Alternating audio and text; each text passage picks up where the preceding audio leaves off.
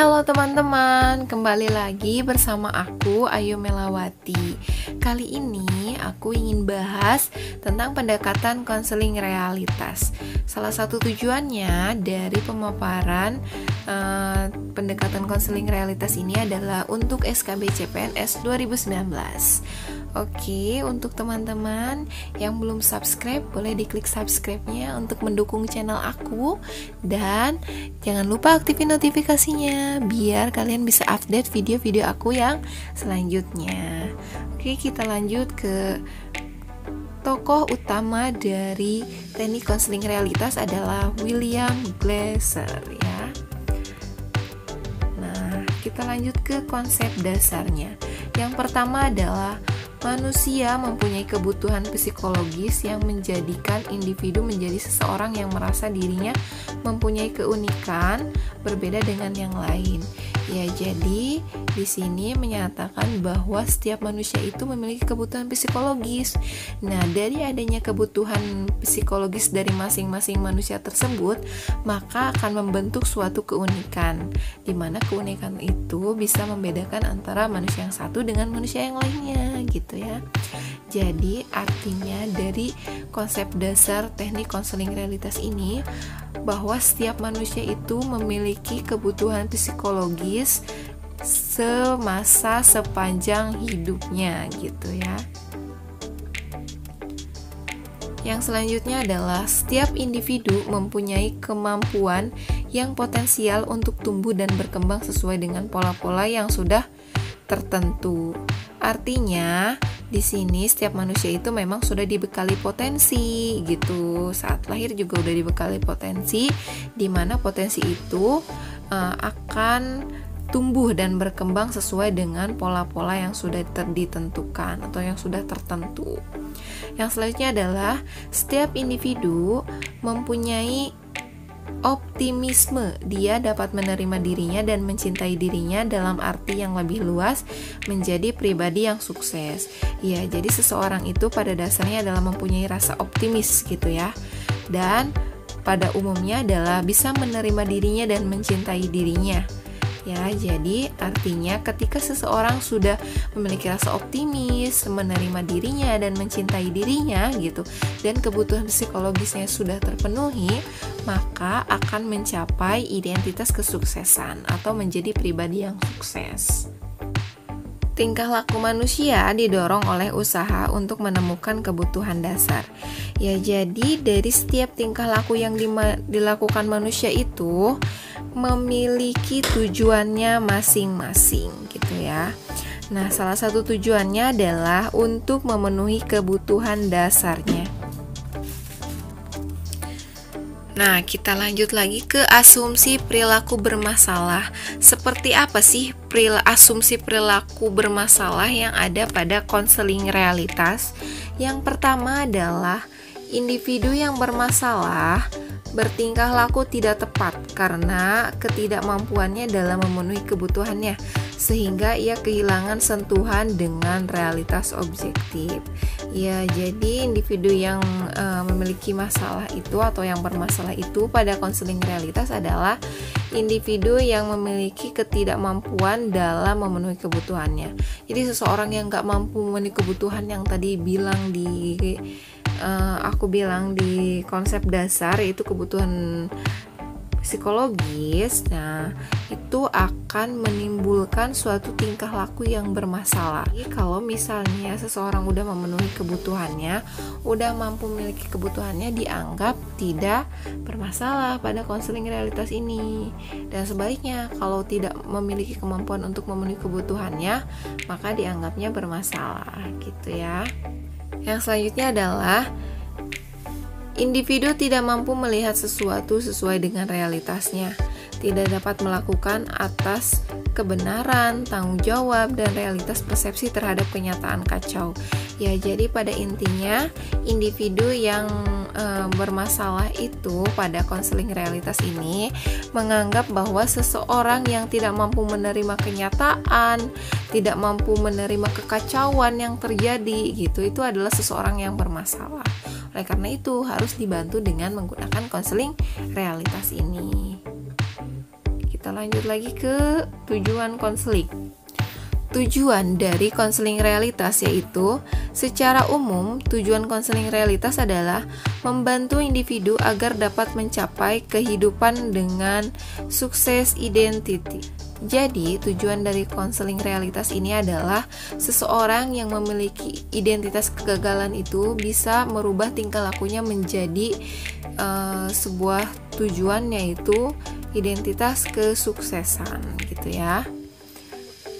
Nah, yang selanjutnya adalah kualitas pribadi sebagai tujuan konseling realitas adalah individu yang memahami dunia realnya dan harus memenuhi kebutuhannya dalam kerangka kerja yang jelas. Jadi, ya tadi selain mencapai sukses identitas kesuksesan, individu juga mampu memahami dunia nyatanya atau dunia realnya, di mana dalam menerima kondisi atau menerima dunia kenyataannya itu, seseorang harus mampu memenuhi kebutuhannya, di mana kebutuhannya itu sudah direncanakan atau sudah dibuat dalam pola-pola kerangka kerja yang jelas gitu ya. Yang selanjutnya, konseling realitas merupakan wahana mengajar atau melatih klien tentang apa yang seharusnya dilakukan dalam hidupnya. Jadi, tujuannya adalah mengajar atau melatih klien memenuhi kebutuhannya dengan menggunakan right, responsibility, and reality. Ya, jadi salah satu tujuannya adalah dari konseling realitas ini, konselor itu berperan sebagai pelatih atau guru, di mana mengajarkan klien memenuhi kebutuhannya ya dengan menggunakan right, responsibility, and reality. Jadi harus memenuhi kebutuhannya tapi dengan kondisi kenyataan gitu, dengan memahami kenyataan yang terjadi gitu ya. Nah, itu adalah 3 tujuan dari konseling realitas. Sekarang ke deskripsi proses konseling. Adapun deskripsi proses konseling dari pendekatan konseling realitas yaitu prinsip pengubahan perilaku. A. Orientasi masa kini. B. Penekanan pada pilihan. C. Kontrol tindakan. D. Mementingkan hubungan. Jadi pada intinya adalah deskripsi proses konselingnya yaitu berorientasi pada masa kini. Artinya konseling realitas ini menekankan pada kehidupan yang sekarang dialami oleh konseli gitu, yang sekarang sedang dihadapi oleh konseli ya. Jadi tidak berhubungan dengan masa lalu atau masa depan. Jadi yang terjadi sekarang aja, now ya gitu.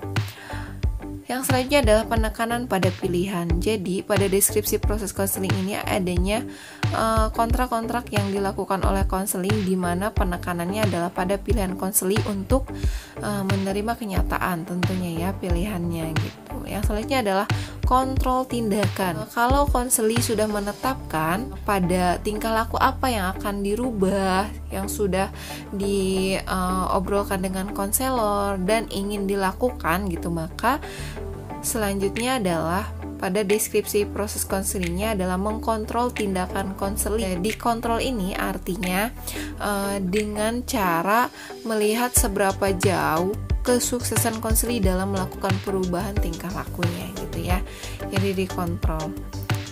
Yang selanjutnya adalah mementingkan hubungan. Jadi dari deskripsi proses konseling ini artinya hubungan konseli dengan konselor itu sangat dipentingkan, karena tanpa adanya hubungan penerimaan yang baik dari konselor terhadap konseli, kemudian tanpa adanya attending yang baik gitu, itu akan sulit untuk konseli mengungkapkan kondisinya gitu. Sedangkan pada hal ini adalah dimana konselor itu berperan sebagai guru atau pelatih gitu. Kalau konseli tidak menerima konselornya ya akan sulit untuk proses konselingnya. Jadi hubungan antara konselor dengan konseli itu sangat dipentingkan gitu ya.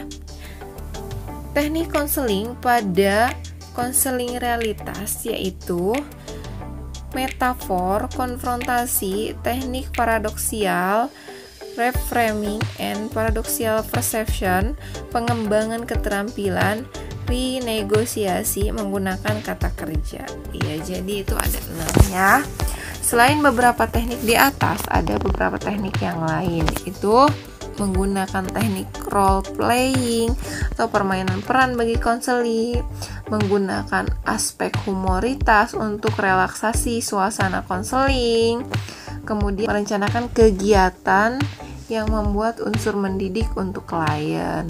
Yang selanjutnya adalah menggunakan teknik kejut verbal untuk melakukan konfrontasi perilaku klien yang tak diharapkan.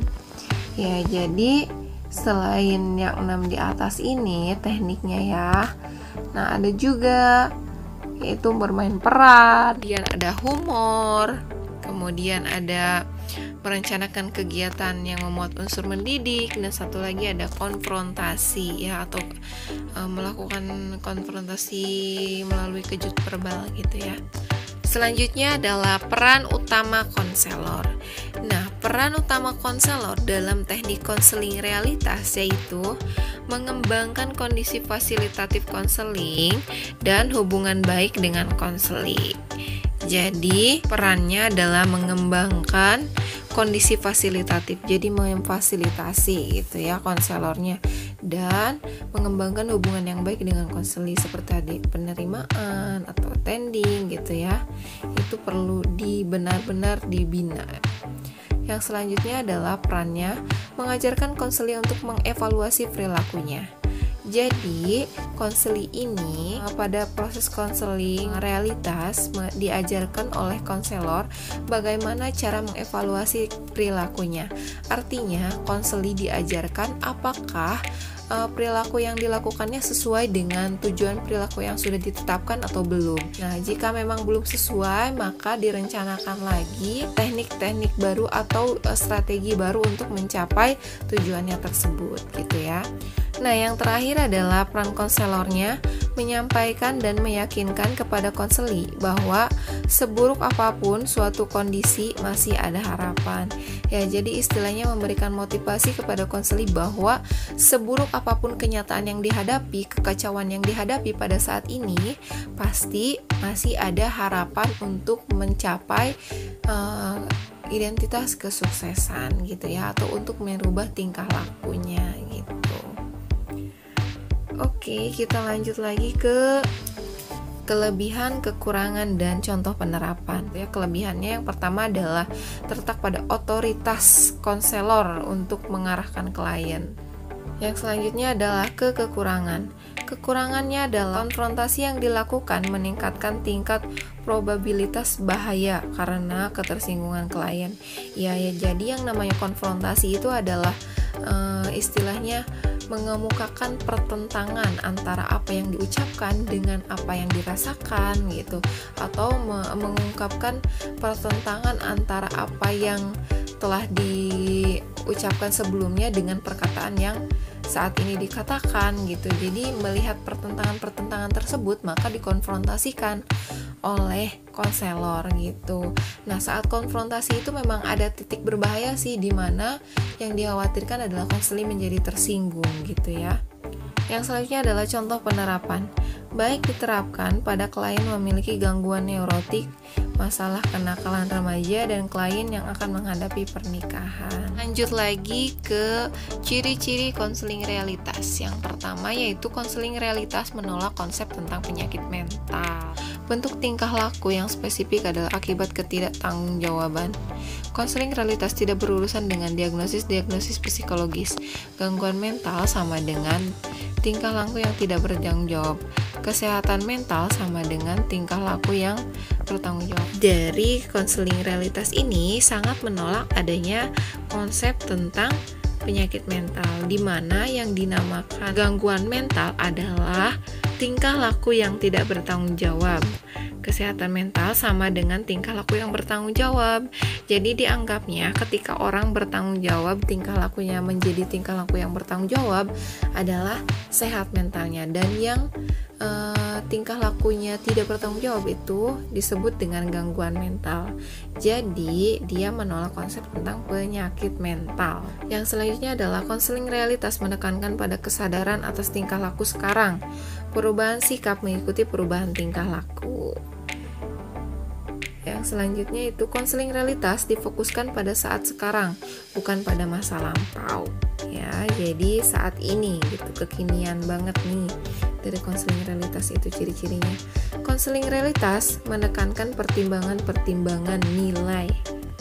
Ya, yang selanjutnya adalah konseli tidak digali masa lalunya yang tidak berhasil, tetapi mencari sesuatu keterlibatan manusiawi yang memuaskan orang lain dalam keberadaan mereka sekarang. Yang selanjutnya adalah konseling realitas menekankan pada aspek-aspek kesadaran, bukan aspek-aspek ketidaksadaran. Jadi yang ditumbuhkan adalah aspek-aspek kesadarannya untuk menerima kenyataan. Yang selanjutnya adalah konseling realitas tidak mengenal adanya hukuman. Jadi kalaupun misalnya konseling tidak berhasil melaksanakan apa yang telah ditetapkannya dalam merubah tingkah laku, dia tidak akan mendapatkan hukuman. Tetapi paling juga konseli dibiarkan untuk mengalami konsekuensi-konsekuensi yang wajar dari tingkah lakunya itu gitu. Konseling realitas menekankan tanggung jawab gitu, yaitu kemampuan untuk memenuhi kebutuhan-kebutuhannya sendiri dan melakukan dengan cara tidak mengurangi kemampuan orang lain dalam memenuhi kebutuhan-kebutuhan mereka. Artinya, di mana konseling realitas ini menekankan seseorang untuk bisa bertanggung jawab. Karena seperti yang tadi diungkapkan bahwa kan konseling realitas ini menyatakan bahwa seseorang yang bertanggung jawab atas tingkah lakunya adalah seseorang yang sehat mentalnya gitu ya. Jadi harus bisa bertanggung jawab atas setiap tingkah lakunya gitu dalam memenuhi kebutuhan-kebutuhannya sendiri gitu ya. Nah, jadi pada intinya adalah konseling realitas ini menekankan pada terbentuknya otoritas gitu atau otonomi pada diri sendiri. Yang terakhir yaitu dari ciri-ciri teknik konseling realitas, yaitu konseling realitas mengajari konseli cara-cara yang lebih baik dalam memenuhi kebutuhan-kebutuhannya dengan mengeksplorasi keistimewaan-keistimewaan dari kehidupan sehari-harinya dan kemudian membuat pernyataan-pernyataan direktif dan saran-saran mengenai cara memecahkan masalah yang lebih efektif. Nah, lanjut lagi ke hubungan antara konselor dengan konseli, bahwa pada teknik konseling realitas ini hubungan antara konseli dan konselornya yaitu yang pertama, keterlibatan pribadi antara konselor dan konseli. Jadi harus ada keterlibatan dari diri pribadi masing-masing antara konselor dengan konseli. Yang kedua adalah perencanaan. Ya, perencanaan ini paling penting karena di sini konseli harus membuat rencana-rencana untuk mengubah perilakunya agar bisa menerima kondisi saat ini atau menerima kenyataan atau realitasnya gitu ya. Yang terakhir adalah komitmen. Ketika sudah berencana, maka konseli harus berkomitmen untuk berjanji kepada diri sendiri untuk melaksanakan apa yang telah direncanakannya itu gitu ya. Yang terakhir adalah tidak menerima dalih. Artinya, kalaupun konseli gagal dalam melakukan rencana-rencananya, konselor ini tidak menerima atau tidak tertarik mendengarkan alasan-alasannya atau tidak tertarik untuk menyalahkannya gitu. Melainkan di sini konselor lebih berfokus kepada perencanaan baru agar konseli bisa mencapai tujuannya tadi. Nah, kita lihat dari teknik konselingnya. Teknik yang pertama adalah terlibat dalam permainan peran dengan konseli. Yang kedua adalah menggunakan humor biar nggak terlalu tegang gitu ya. Yang ketiga adalah mengkonfrontasi konseli dan menolak dalih apapun. Yang keempat, membantu konseli merumuskan rencana-rencana yang spesifik bagi tindakan. Jadi dari setiap tindakan yang dilakukan itu, dalam perencanakannya itu harus spesifik gitu untuk mengubah perilaku. Bertindak sebagai model dan guru. Ya, yang selanjutnya, memasang batas-batas dan menyusun situasi terapi. Yang selanjutnya, menggunakan terapi kejutan verbal atau sarkasme yang layak untuk mengkonfrontasikan konseli dengan tingkah lakunya yang tidak realistik. Yang H, melibatkan diri dengan konseli dalam upaya mencari kehidupan yang lebih efektif. Kita lanjut lagi ke prosedur konselingnya. Yang pertama adalah menciptakan keterlibatan pribadi dengan konseli.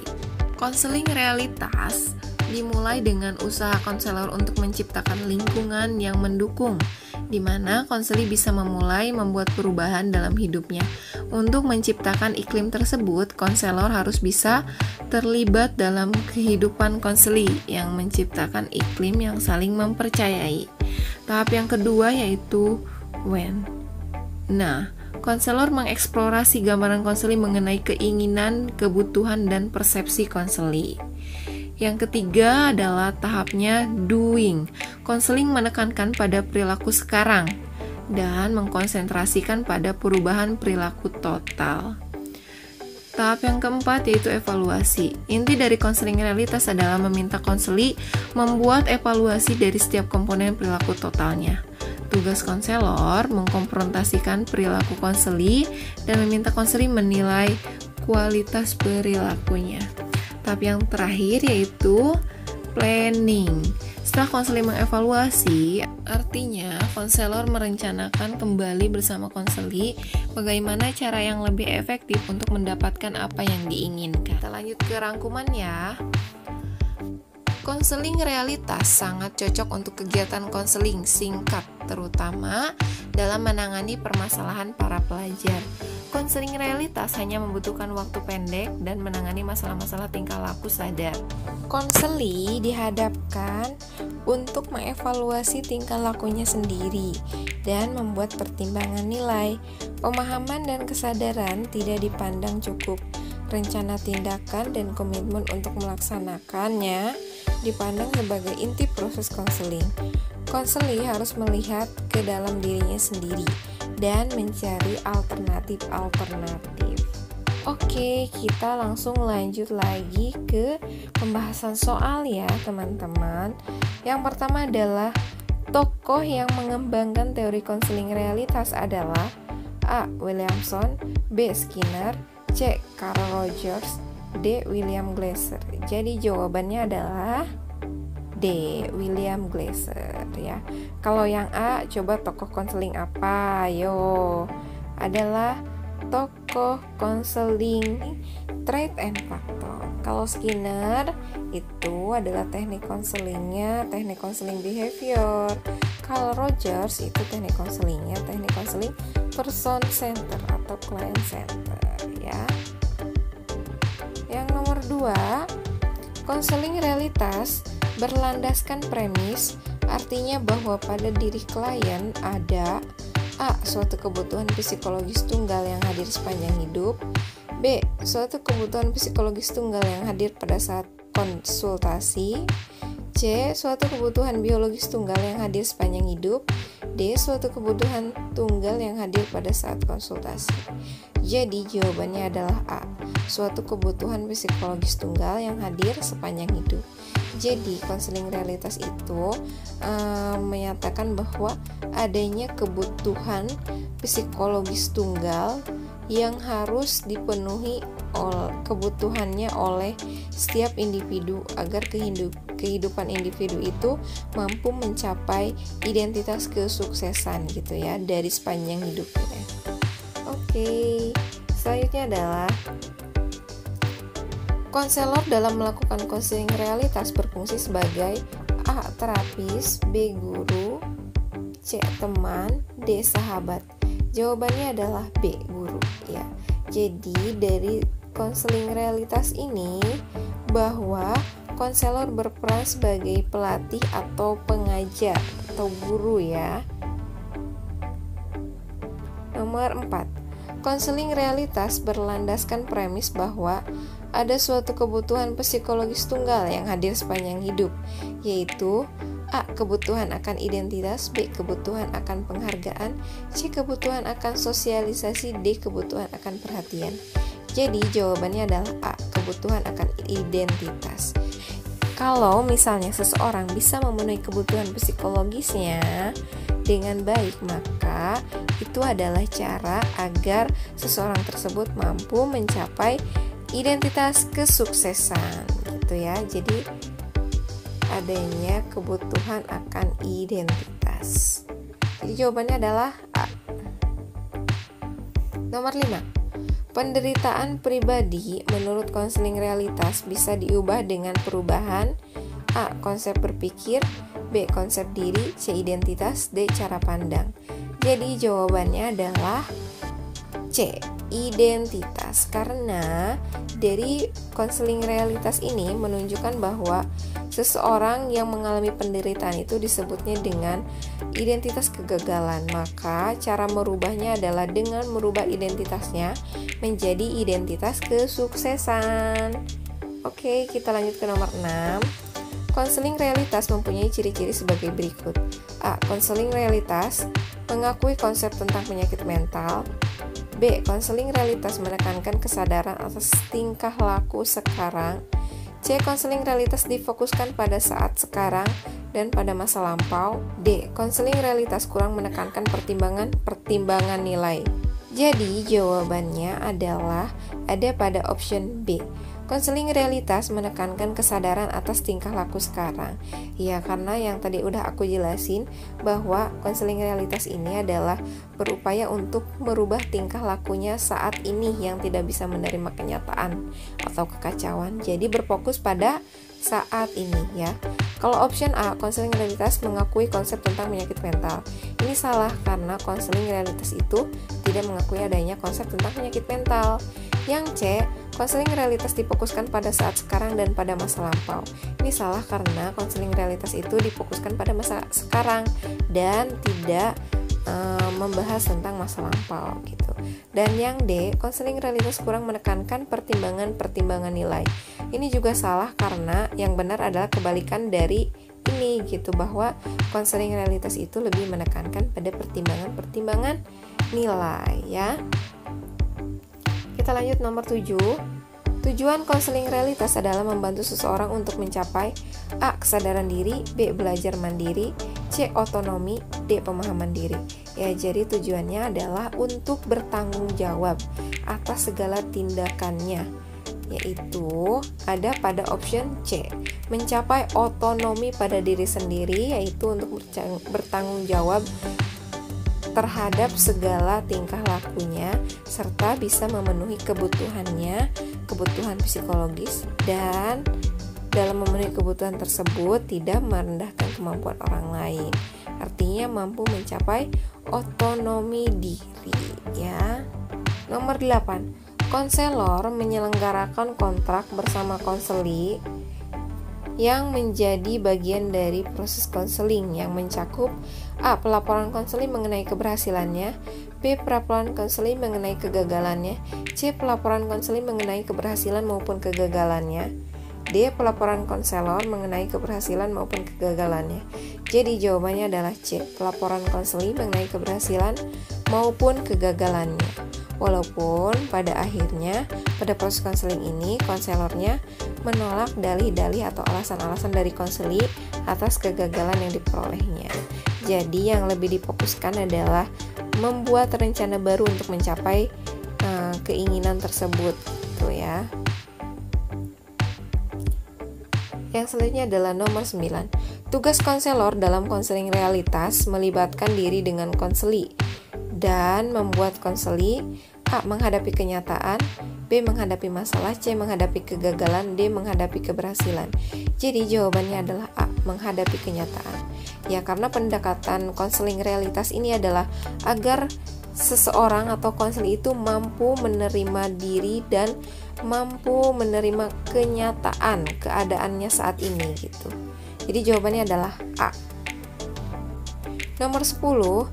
Kerja yang paling penting dalam proses konseling adalah membantu konseli agar A. Mengenali cara-cara spesifik untuk mengubah tingkah laku, B. Mengenali cara-cara yang umum untuk mengubah tingkah laku, C. Mengenali cara-cara yang spesifik untuk membentuk tingkah laku, D. Mengenali cara-cara yang spesifik untuk mengubah konsep berpikir.